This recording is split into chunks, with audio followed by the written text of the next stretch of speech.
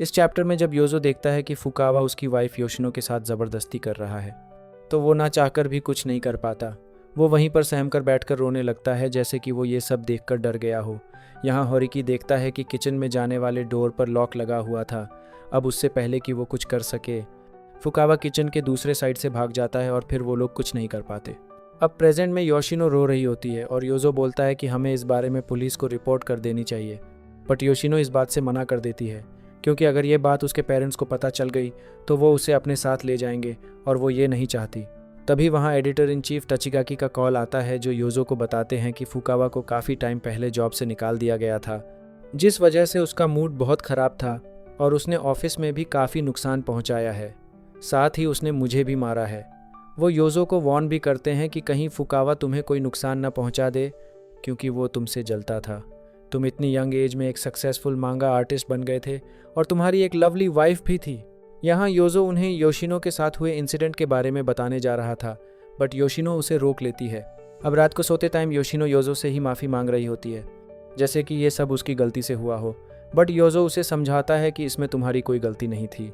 फिर वो सोचने लगता है कि अगर होरिकी ने पहले ही देख लिया था कि योशिनो के साथ ये सब हो रहा है तो उसे पहले ही योशिनो को बचा लेना चाहिए था। आखिर वो मुझे बुलाने क्यों आया?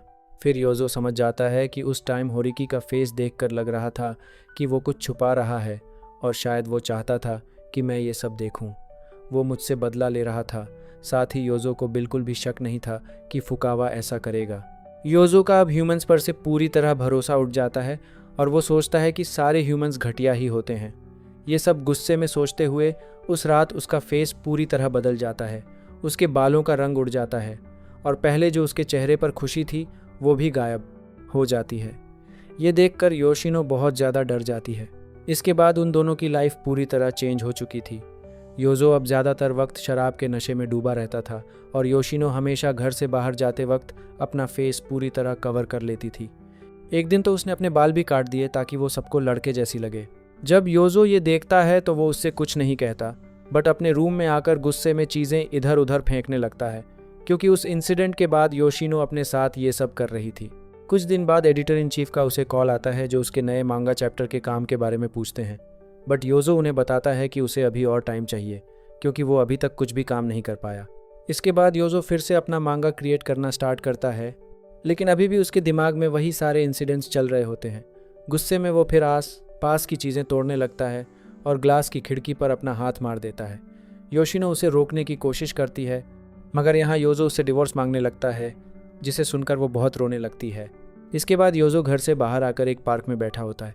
तभी वहाँ नासिर नाम का एक बंदा आता है जो उससे काफ़ी अच्छे तरीके से बात कर रहा था। योजो उससे अपने दिल की सारी बातें शेयर करता है। उसके बाद हमें योजो फिर से उसके घर में दिखाई देता है जहाँ वो काफ़ी खुश लग रहा था।